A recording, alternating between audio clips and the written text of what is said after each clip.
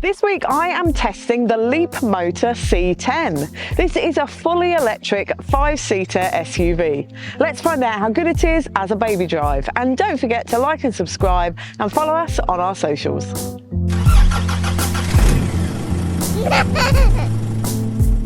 The boot section of this review is brought to you by Thule. The outside of the Leapmotor looks really lovely and sleek and modern, gets a lot of attention. So let's find out how it fares as a baby drive. So to lock and unlock the C10, you use this credit card, which you have to tap on the wing mirror here on the driver's side only, which is a bit of a problem when you're with your kids, because you come to the curb side of the car on the other side, you have to leave them there, come around, unlock the car, hope they're standing still on the curb and not running out into the traffic, and then you can go back round and get them into the car. And it's the same when you lock it to leave the car as well. So you're putting a lot of trust in your kids that they're going to stand still and behave themselves on the curb. Apparently there is an app that you can put on your phone, and you can use that to lock and unlock the car instead of the key card. However, I really don't like having either. I'd prefer an actual fob. The boot door of the Leapmotor C10 opens nice and quietly with just the touch of a button and closes that way too. Let's find out how the taller prams fit in the boot. The boot of the Leapmotor C10 will hold 10 shopping bags, or the taller sleek future-proof multi-configuration pram with a single seat will fit in the boot of the Leapmotor C10 with 4 shopping bags. The taller sleek future-proof multi-configuration pram with 2 sibling seats will fit in the boot with 3 shopping bags. And the taller sleek future-proof multi-configuration pram with a single seat and the bassinet will fit in the boot of the Leapmotor C10 side by side, but with no shopping bags. Or the Thule Urban Glide 3 Ultimate All-Terrain stroller with the back wheels on fits easily in the boot with 2 shopping bags. Or the Thule Urban Glide 3 Double Ultimate All-Terrain stroller with the back wheels off fits easily in the boot with 2 shopping bags. Or the Thule Spring lightweight and one-handed folding stroller fits in the boot of the Leapmotor C10 with 6 shopping bags. Or you can fit 2 90-litre Thule Chasm duffel bags in the boot. Or you can fit a medium to large size dog in the boot. In the front here, the interior is very, very minimal and sleek and modern. The seats are incredibly comfortable too. They're made of an OEKO-TEX silicone, which has been tested for harmful substances. And it's really nice and soft, and they're really squishy and comfortable to sit on. There are no buttons at all on this dash. It's very minimal. Everything is within the media screen, which I do get a little bit cross about. Now, when it comes to storage, there are 2 cup holders in the central console. You can fit a reusable or a disposable coffee cup in there. Next to there is a phone charging pad, or you also pop the key card there too. Underneath the bridge is a good area for popping your iPad, and your wallet fits there nicely too. And there's charging sockets, USB, USB-C and 12 volt under there. The central console box is a really good deep size. Unfortunately, the glove box is small and won't fit an iPad or wallet with the manual. The door bins are a really good size. They'll hold a refillable water bottle, and an iPad fits in them too. And there's a slot for your phone as well. In the back of the central console box, there are air vents, so you can keep your little passengers in the back the right temperature while you're driving along. There's also USB and USB-C ports down there too, so rear passengers can charge devices as well. Now, the Leapmotor C10 has a 5-star ANCAP safety rating, scoring 87% for child occupancy and 89% for adult occupancy. It also comes with 7 airbags as standard, including side airbags that extend to the second row and a central airbag that comes down between the front passengers in the event of a side impact. Storage in the back of the Leapmotor C10 is pretty good. There are 2 cup holders on the back of the central console box, which will hold a kid's drink cup, or a coffee cup will fit too. However, they are out of reach of rear passengers, especially the little ones. The door bins are a good size. They will hold a refillable water bottle, and an iPad fits in them too. And there's little slots in the doors too where you can pop a mobile phone. There are mat pockets on the back of both front seats that will hold but not conceal an iPad. Also in the back here, there are handles above both rear doors, so you can hang a toy for your little rear-facing passengers for long journeys, and there's also lights above the rear doors too.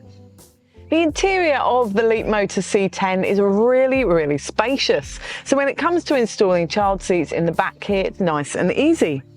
There are Isofix in the two outer rear seats. They're not within plastic guides, but they're really nice and easy to connect to down in the seat base. There are top tether anchorages on the back of all three seat backs that are really easy to access and connect to through the boot. Now, I could fit 3 child seats in the back here really nice and easily. I've got 2 forward facing and a rear facing installed in here today. And with that rear facing child seat behind the driver, we could easily fit a 186 centimetre driver in front, or even taller. It's very spacious. And with a nice flat floor in the rear footwell, there's lots of space there for passengers to access their seats really nice and easily.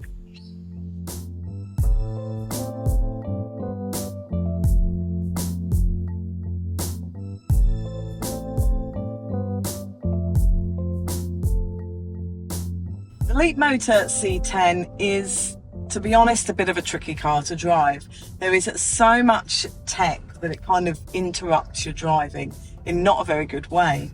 The lane keep assist bounces you around all over the road, and even when you turn that off, still it feels really skittish, and it just kind of pulls you towards the line, but then it's almost as if it throws you over the line, so it feels a little bit dangerous, like you're going off or into the oncoming traffic.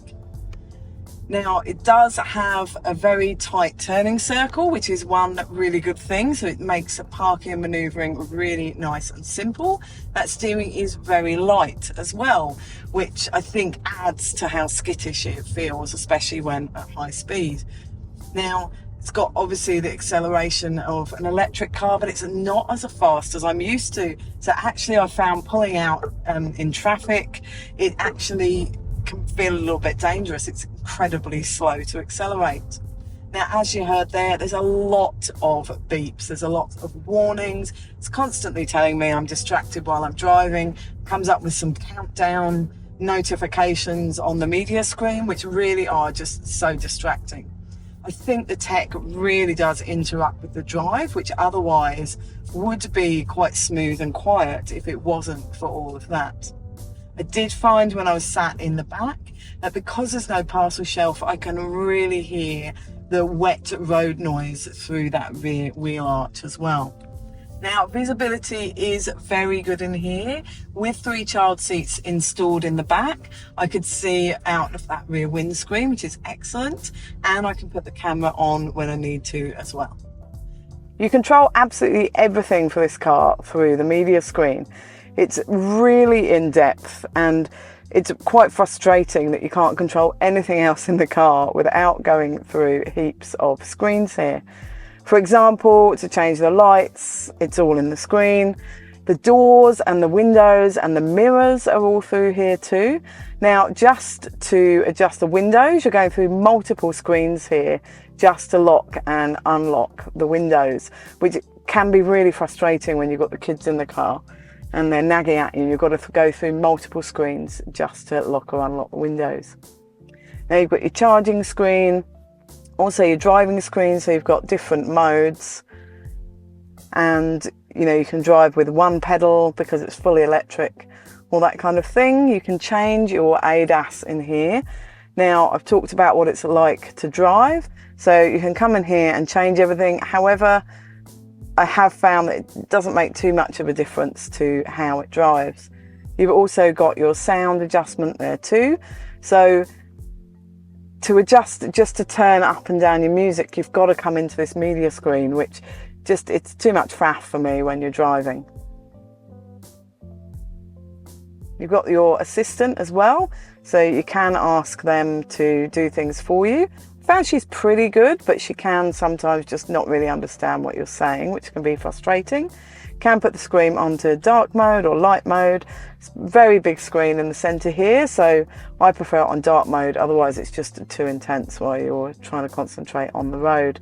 And of course you've got your systems as well, so you've got maintenance and safety and everything like that. So you've got your heated seats controls all in here as well, your aircon, and there's really good cameras in here too, so you can see all around the car.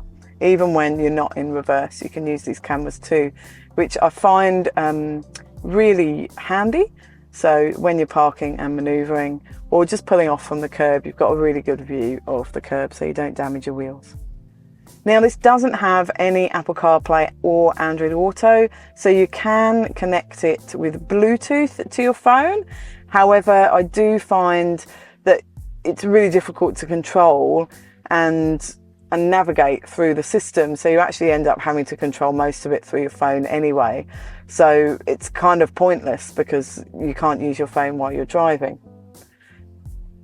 Now, one of the nice things is you can customize the lights to be playing with the music and adjust with the music, which is quite good fun with the kids. Now, the sat nav I've also found is not very good. It struggles up here in Queensland. It doesn't seem to have the maps for Queensland at all. It just seems to have Northern Territory and Victoria, so you're in luck if you live in either of those places. The Leapmotor C10 is available in two models. The bottom spec style, which costs around $43,888, and this is the top spec design model, which is $49,888, which is pretty cheap for a fully electric 5-seater SUV. Now, the top spec comes with these 20-inch sporty looking wheels. It's also got multicolored interior lights, heated seats and a heated steering wheel. So to sum up with the Leapmotor C10, it's a really affordable fully electric car for families. It's really lovely and spacious inside. You can fit those 3 child seats across the back easily, very good legroom and very good boot space. And the battery range is really good too. And those seats are lovely and squishy and comfortable. However, there is just too much tech. Everything is within the media screen, which makes it really hard to use on a practical day-to-day basis. And all that tech interrupts with the drive as well.